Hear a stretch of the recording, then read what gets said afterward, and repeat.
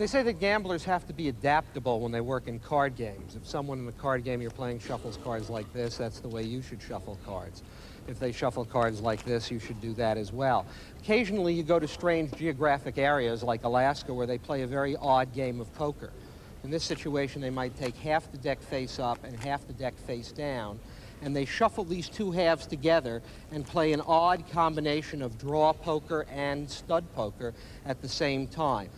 Shuffling the cards like this with the cards being both face up and face down, when I now deal them out into a poker game, I have no control over whether the cards you see are face up or face down. I'm going to give one more shuffle here, and then I'm going to give a deck a cut as well. Whatever card I cut to, that would be the card the first player gets. Let's assume there are 5 people in the game. I cut the cards.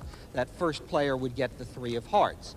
So understand, if we're playing 5 hands of poker, I would deal them out. The next player would have a king and a queen and a 4. I just happen to have a card face down, which is a little bit of an advantage, but nothing special. Here, this is kind of good. A pair of 3s over here, 2 cards to the flush, another one, and I just happen to have a card face down.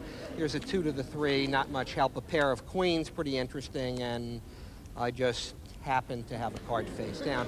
Remember, I shuffled these cards both face up and face down, and yet I happen to have just one more card face down. You get 5 cards in poker. Filling out those hands, 3 queens, a pretty strong betting hand against me.